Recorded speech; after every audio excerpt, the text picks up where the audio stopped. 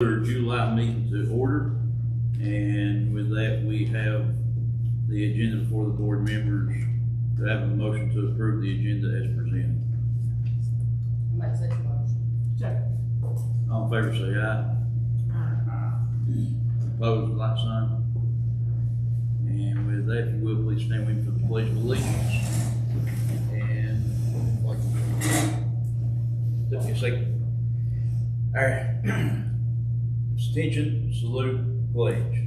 I pledge allegiance to the flag of the United States of America and to the republic for which it stands, one nation, under God, indivisible, with liberty and justice for all. If you'll remain standing, we'll go to the Lord in prayer. Our Heavenly Father, as we bow before you this evening, we thank you for this day you've given us. And as we look across the road this afternoon, seeing the progress and that's being made with the new school and the excitement with that, Lord, we pray that everything continues to move accordingly to the time schedule. And Father, just for your protection upon those who are working so diligently there. And as we make preparation in our faculty and staff and administration begin to walk back into each of the schools respectfully, we pray for your safety. And tonight, as we're here this evening, we conduct the business of this district. We ask for your guidance and wisdom. This is in Jesus' name. Amen.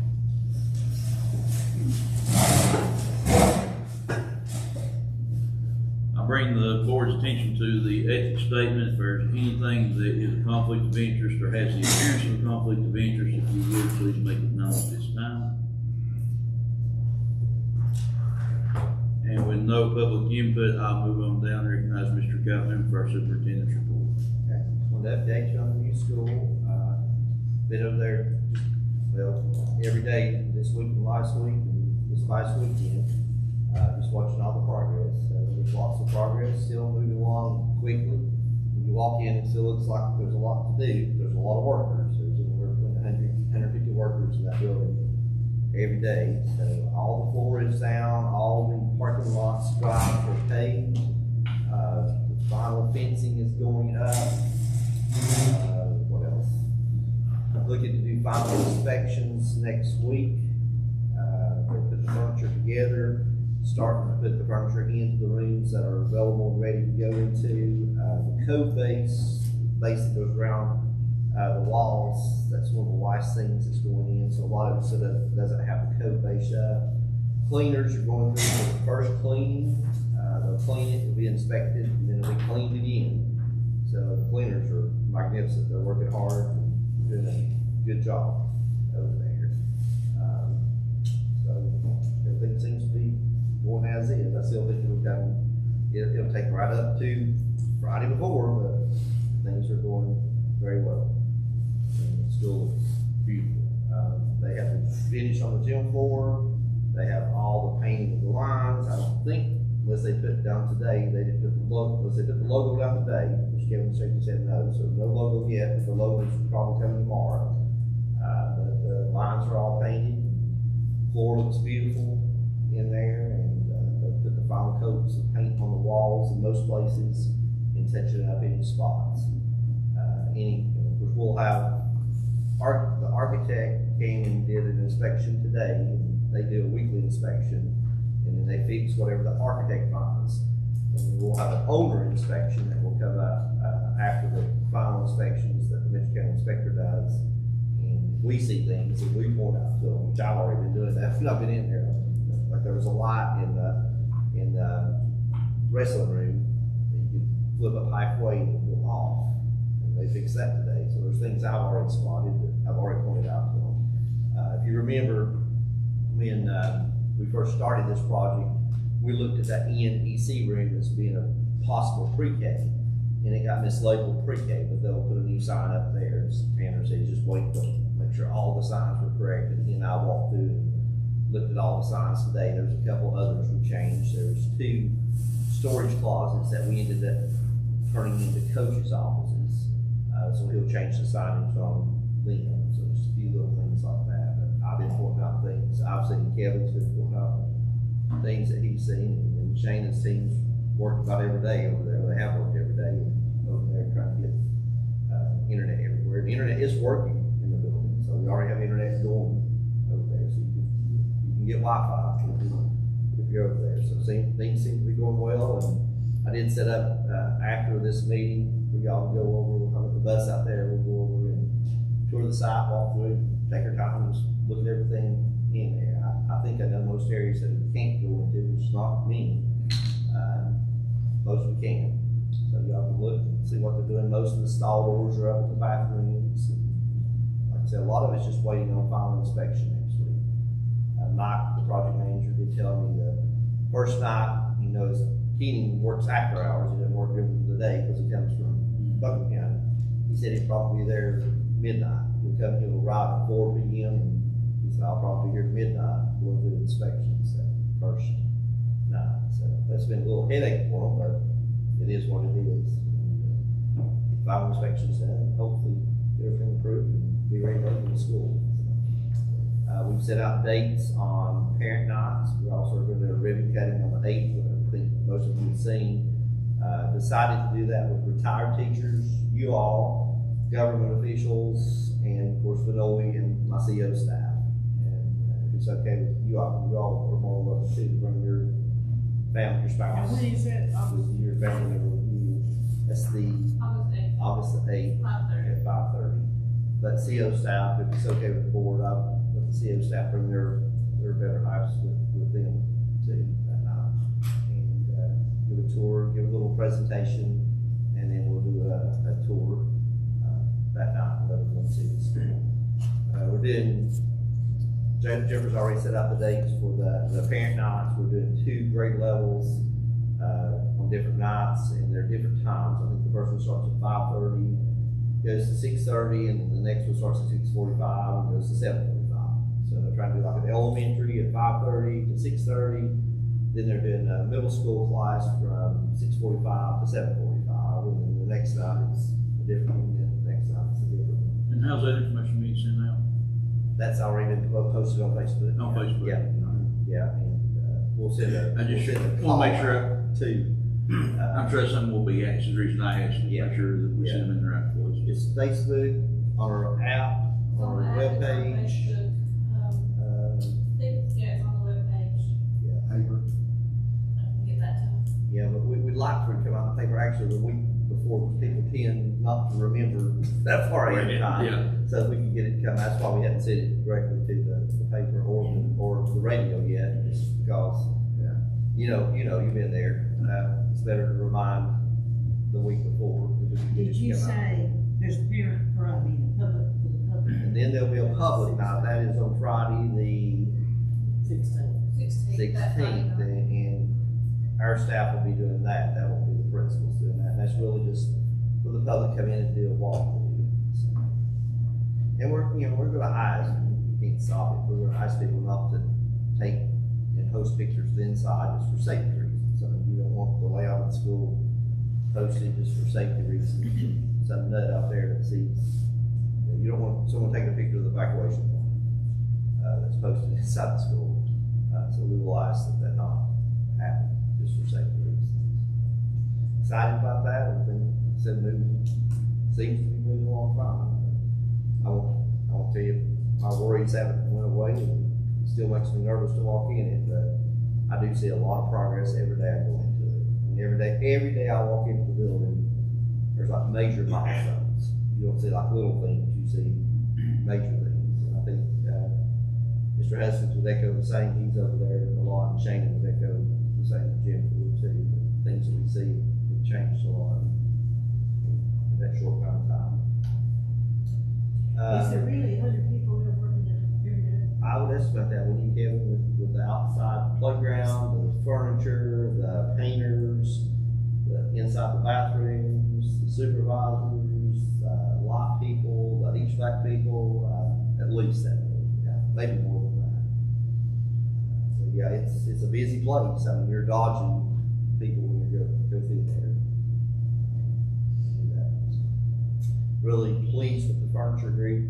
They seem to know what they're doing. They stage things. They're very careful. They're not scratching floors or anything. They put cardboard down. guys there, there's another guy that's been working, a lot of people working at the same time.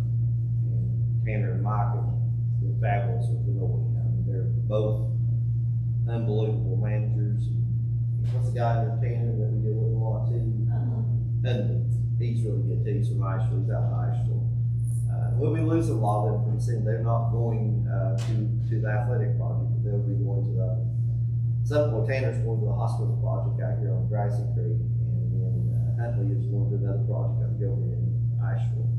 So we'll lose him. So we will get a new project manager up at the athletic facility. I've been very pleased with Mike and all of them. Mike will stay through the grading and road process up here to make sure all that's done correctly. And then we'll turn over to the other guy here. So very pleased. Athletic facility, we'll take a drive up there tonight too. You can really tell now where the footprint of the building, you can tell where the road's gonna be. They did burn some of the brush and stuff today. I don't know if they started grading down the softball field or not. I didn't look down there. Mr. Chester, Mr. Huskins has looked at another area up there we could possibly gain probably up to 50 car parking lot. So we may look at adding that if we have the funds to do that. You might never have too much parking, especially high school athletic events and stuff like that. So we've talked to them. I appreciate Mr. Huskins and Mr. Chester having the foresight to see that. Something we haven't picked up on. All eyes are really good. It's good to have different eyes when you go in a building. I mean, there's things, I walked by the front door probably 50 times that goes into the office and didn't realize the metal door should go in the vestibule with safety precaution, and the wooden door should go in the one that goes into the school. I walked by 50 times and realized they had them reversed. Took Kim Hodgson over yesterday and she walked through, oh, those doors in the wrong place. She walks through the door. I mean, she noticed it just like that. But it's funny how everyone notices things. And Kevin picked up when he walked in, he's like, those basketball goals were in the wrong place, and we had to scoot them back. So, I mean, different eyes are good. So when we do the owner walkthrough, I've asked all our central office team to walk through and just put more eyes on it. And if one of you would like to be part of that too, just look at things you might see, that'd be much appreciated. As Brandon mentioned, they started putting down sod. The sod's beautiful. My yard's about the sod. So my yard's dead right now. But it looks beautiful too. And the playground, they got all the padding down for the main playground. They've not put the turf down yet, but all the padding's like that thick. And it's called fall padding. The kid falls off of that equipment, and it's got that absorbent padding on there. Then you have turf on top of that. So that will be put in. Turf will be put in pretty soon. And then the EC playground, they still have a couple more equipment pieces, and then they'll do the pouring around there. And then Brandon, that area you and I looked at, I asked them to do the pouring right there. You said sidewalk. Yeah. And I'll show you all where that's at over there tonight. The athletic project's going well too. We'll go look at it. Moving quick. That guy that works at Chris Ayers, who's the foreman over the movers, all the diggers and things up there. Man, he can move dirt. I mean, I've never seen him move dirt like that. That group can. How many loads was he sent went out there when we talked to him the other night? Kevin, do you remember what he? It's about 100. Yeah, loads of dirt already went out there. I mean, it was amazing how dirt had already went out. So, and you know, I'd always been told that was fill dirt behind Mitchell Hospital, but he said it was virgin soil. Well, where is it going? Right at where the parking area was, there was some rebar and some concrete had been dumped there at some point. And he removed all that, but other than that, it's all been virgin dirt back there. I think they're taking it to Felspar, I believe. But we've also found maybe some possible other uses for it too, so we'll look at where we can use the dirt, so. Excited about that. Item C, legislative update, as you know, they adjourned with nothing done, so year 2 of the budget that had already been passed, so everyone pretty much got a 3% raise. They moved the scale up on the employees that they said, so I know Beth had asked you all to approve a preliminary budget. We sort of estimated a little high, because we thought, we had heard that there might be 2% more added to that, so in her budget, we estimated 2% more, which is always good. I'd rather it be high as be low. So we'll come back to you with a definite, when she finishes it, we'll have a definite budget for you. It'll be lower than what you all approved to begin, which is always good. Harris Middle School Deaton Building Update Procedure Offer for Sale. Mr. Pittman and I had a meeting the other night with the public. The best I could count looked like 60 to 65 people there. I may have miscounted, it was pretty close, 60, 65. Listened, heard from community feedback. There's lots of feedback about having a community center. There's things about having a Christian school. There was feedback about just different ideas. And I did appreciate one of the speakers, Sarah Luther Stroop, stood up and said, you know, this is us. We're the ones supposed to be doing this. It's not the Board of Education. It's not Mitchell County Schools. It's not the county. We've got to organize to do this. And I think they scheduled a meeting. I don't know if they've had that meeting or not. I never hear when it was, but a lot of good feedback. I am going to ask the board tonight to open up the meeting starting tomorrow. And it'll be the process that we publicize on our website. But this is the offer sheet. The only thing, John, I'd like to ask you if it's okay with the board permission too. We'd like to add, just from the feedback we got from the public the other night, we'd like to add a line where the potential offer could write the purpose that they have for this building.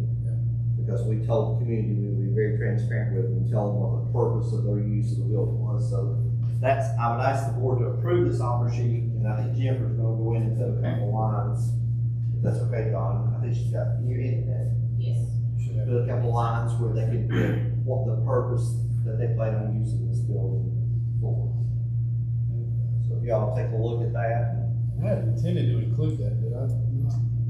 Because we'll have some council in closed session about it, the issue of uses of the property, but I don't, there's nothing wrong with saying now, tell us what you're gonna do with it. Nothing else that might drive interest from other folks. John, while they're reading that, and maybe this will be good for the board's benefit too, because I've been asked this question. So let's say we open this up tomorrow, we put this bed sheet out, and someone tomorrow comes in and they offer Harris Middle School property $750,000. Do I have to have a board meeting before I publicize that, or can I go ahead and post that, or how do we handle that? This is all new to me, So I don't know that you're prohibited from moving ahead with it. It's not, there's nothing that definite in the statute. What the statute says is if you've received a private offer, which is what that will be at that point, and this board can only propose to accept it while the bid process plays out. So you're required to let that process play out, and it may go out for one bid, and there aren't any upsets, and it comes back to you at that number. At that point, or maybe there'll be multiple ones. I've had these go on for months and months when you get a couple interested parties and they're bidding off each other, and it keeps going.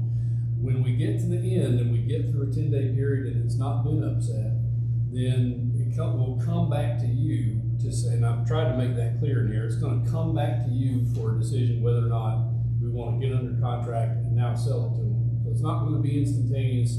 It's not a kind of bidding where the highest bidder automatically gets a right to anything other than you all to talk about whether or not you like this offer, it's good enough in terms of the price. So I don't see any problem, especially if the board's comfortable with it, Chad, with understanding and just a head nod. If you get a good offer, go ahead and start the process and put it out to bids. I know this board had said about, $750 minimum. So, if we get the $750 minimum tomorrow, are you okay as a board that I just take this sheet and we post this sheet so the public knows? And then, like I said, Jennifer will add the line on there, the use of it. Well, that would start the 10-day process, correct? You gotta advertise it, and it has to be in the local paper. Okay. So that's when that has been published in the paper, it's 10 days from that. Okay. And so you can use this form to kind of keep track of who's done what. I've got an upset bid form that's pretty similar to this. In fact, I just adapted it for this. So if I publicize this tomorrow, Yeah. we get an offer $750 tomorrow, I publicize it. Mhm. Someone sees it online, the next day I get one for $850. And I publicize it, I can continue doing that, correct? Or not? You'll need to have a certain number that you're working with. So I think Go ahead. I think what you probably need to do initially, if you think there's gonna be multiple offers made, to be the first one that sets our kind of floor and we're off from there, is, let's say you got a week to bring this in, and whatever bid you got after a week, you know, if you're satisfied, it's, you know, meets what the board would want as its starting point, you're gonna advertise after that. But you can't just conduct the bid, it is required that it's 10 days, and that's of notice in the local paper. Okay. So, It sounds like it needs to be publicized in the paper to really begin that process. I mean, otherwise, So I take all of these first, right? So we you can sit could, I down. don't know, yeah, so just putting this out is not enough, if somebody brings this back to you filled out with some dollar figure, is not enough for you to say, okay, I'm starting 10 days now. The 10 days is measured from when you publish the In the notice. newspaper. my concern about publishing this before it's published in the newspaper is if you had 3 bids come in between now and when it comes out next week in the paper, and then you say, okay, we're starting with the highest one that we've got. Right, Well, those other two say, well, I got my bid in first. right, And it really doesn't matter because the 10-day period starts once it's in the paper. that's right, and so, So, the, Next Wednesday, the paper comes out. What's your deadline? It's tomorrow, right? yeah, so you probably won't have one to advertise next week, and it's gonna be in the next week's paper. Yeah. Before you're starting 10 your days first, from when, if you get an offer if we immediately. get an offer. Yes, sir. Okay. When I look at this sheet, you know, we said we're gonna let them know what it was they were gonna use it for. I don't see on here, maybe I'm just missing this, but what, That's what. he needs to ask yeah, about. okay. You're gonna add that Yeah. line. I had that line. Yeah, if he's passing that out, he's asking John if he could add that line for both of those. And I apologize, I could have sworn I put it in there, but I don't see any reason to not ask. But with that guidance, it sounds to me like we don't need to publish this on the web or anything, or put it out there until the same day it comes out in the paper. That's what we clear on that. Yeah, otherwise we can create quite a headache for us trying to explain that to potential bidders. So if we have 3 bids, potentially, will they all come out in the paper at the same time? The highest. Right. Just, No, so again, that's why I'm suggesting that, I honestly don't see a problem with publishing this on your website, because again, that doesn't do anything until somebody brings in an offer. Mm-hmm. And I don't see any problem with saying, Chad's gonna wait and see what the highest offer he gets to start this at, until, give me your bids Okay. by next Friday, because that's when we have to get the notice, maybe Thursday, a week from today, by 5 p.m.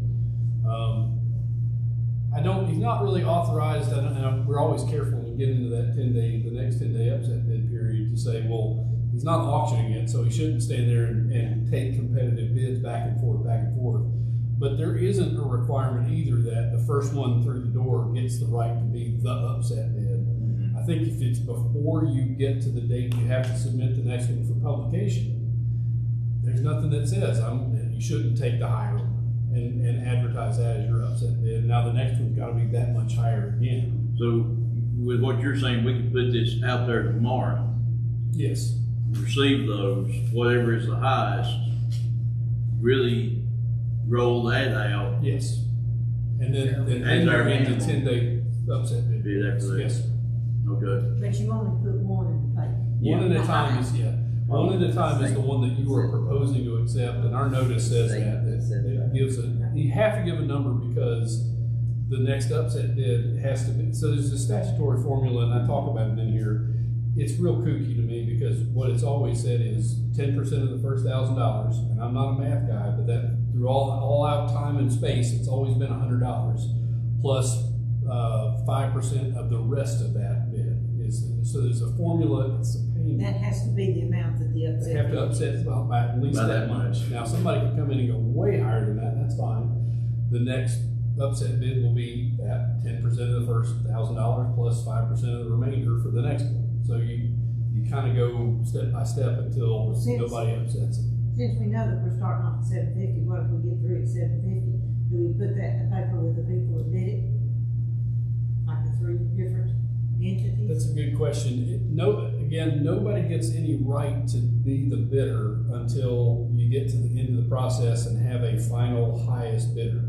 So if you had three that were identical like that, you're gonna advertise, you're still gonna advertise, we propose to accept $750,000. It doesn't say from whom, it just says that's what we propose to accept. Here's the amount to make an upset bid, here's how to make it. And so one of them would go make an upset bid probably if they can, unless they've gone to the very top of their budget, the first bid. And if they did, they'll drop out and you won't hear from them again. Yeah, that's right. So we were asked the other night in that does this board have the right to reject a bid? So what you have the right to do is reject all bids. I think the way the statute reads, I think it The says, board reserves the right to reject any and all bids at any time. and I think it says any and all bids, but I think I'm not sure you've got authority, and I think you could be in some trouble, and I'll research it some, just so we'll know. We better not have it on to Well, no, it's in this, that quotes the statute. I'm just saying, I don't know that you could use it to say, we don't like bidder A. Bidder A, you're out. We like bidder B. We're gonna take their lower bid. I don't know that you could do that. So that reject any and all isn't quite what it sounds like, I don't think. I think you've got an obligation to try to maximize it and let the bids play out. But I You wanna, can't reject it based on purpose? well, that, and I wanna talk some with the board about that in closed session. Yeah.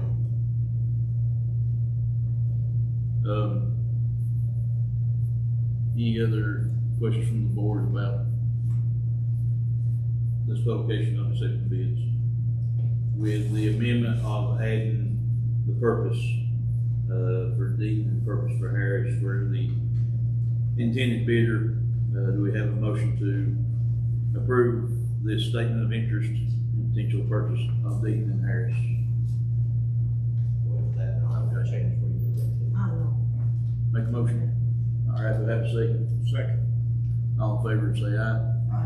Opposed, by like sign. Can you repeat that one more time, that motion? Yes, what I done is I just took from the heading of this sheet, Jennifer, so made a motion to, move forward with the statement of interest and potential purchase of the Deaton and Harris property. Is that what? That's passed. You can We're repeat back. that. I was giving for her notes.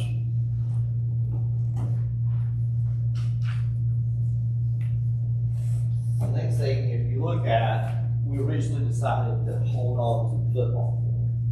But something came up when Mr. Pittman and I were discussing with the community the other night. It was actually after the meeting. Someone who was interested in Deaton, I know we could write this in the conditions that we could use that parking lot. But they felt like for the use that they might make a bid, that they wouldn't want us to use that parking lot. So we do own the field back behind Deaton, which is the playground, there's some wooded area back there. But there is access off of Harris Heights Road, to that property. So legitimately, we could turn the playground area into parking, and we could access it off Harris Heights. So I propose to the board, and I think Jennifer's already, ready to make this change, that we hold on, to that 9.75 acres of the football field, playground, and that land back behind there. That's where most of the interest has just been in the building anyhow, not in the playground land area. So This isn't making a difference in the bid amount. I wouldn't think so, because Deaton's building is in better shape than, in my opinion, than Harris's building. So none of that land's included in the $750,000. Not at Deaton. Okay. either. Harris is the full land amount is. And just for clarification purpose, hanging on to that additional section of land would be potential parking using the field and that type of thing. Yes. It just gives us access. Yes. We have access from Harris Street, but it also gives us access from Harris Heights if we decide in the future to develop a parking lot up there, so. And we may never need a parking lot there, but it prevents us in the future if we ever did need a parking lot. Well, and it also adds potential there if we can, sell Deaton for that $750,000 or greater, You can sell the land. and we can have that land as an asset in the future as well. You never know what you might Yeah. need. Any other discussion on proposed change to the property, I guess I say property lines there, and boundaries of the, I don't think I need to vote on that, Judge, I'm just a head nod. I don't think so, just a head nod should be fine. Cause all of that, sort of like with the whole process having to play out before you're under contract and then have to sell it to them. I think what we're offering needs to be clear, but we'll make it clear, but we'll be real definite about it. That's gonna have to be surveyed out, and, you know. And we can put that in the conditions for the prospective buyer, that they have to Yeah. do the survey. I think so, yes.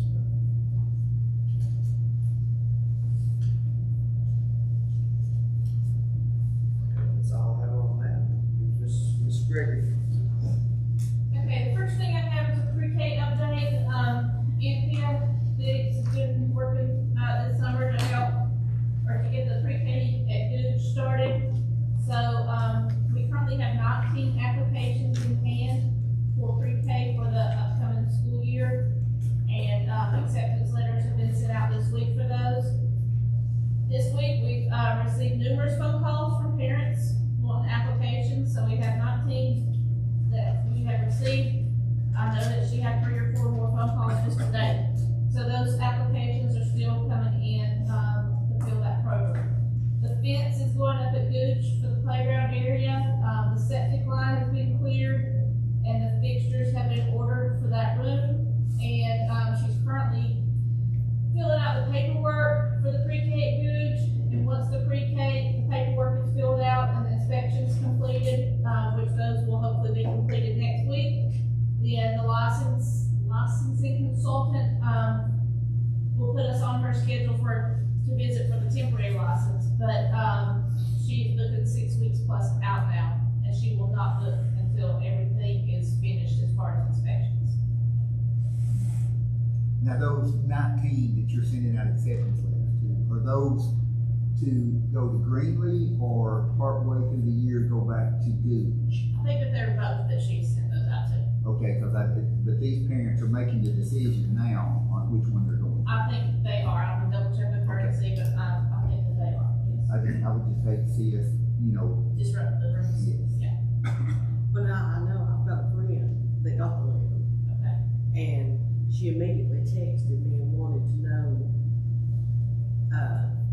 she wants to go to Gooch, and she doesn't know that she can get transportation with her schedules and everything to get them to Greenwood.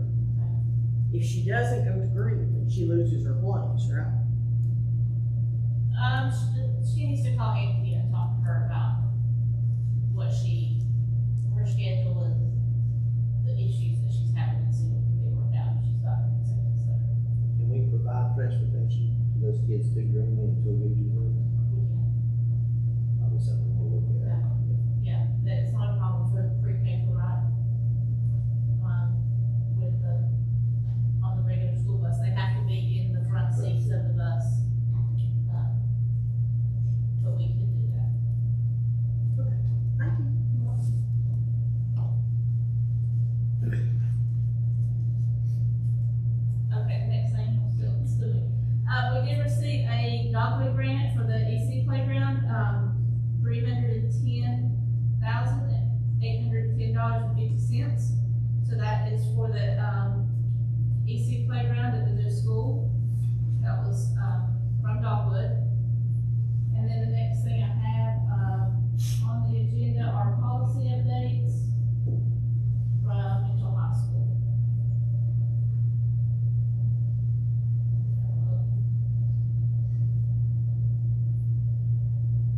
this something you want to look at tonight? And have, Mr. Chester will be at our next meeting.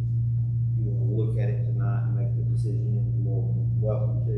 I think so, I just think we just look at it, cause I've got some questions. Yeah, I think that would be good.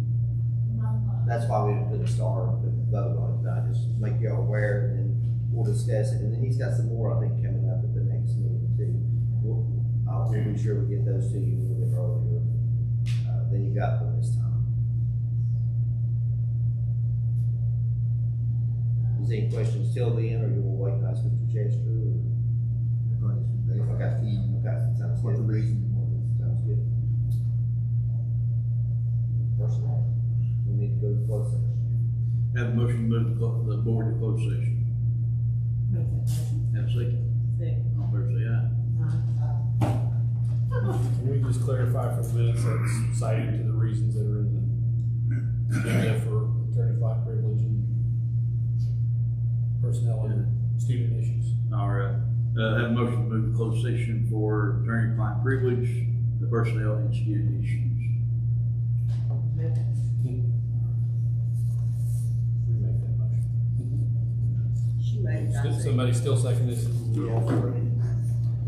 We'll go to my office, right, I can just stop on that, change. So you guys, so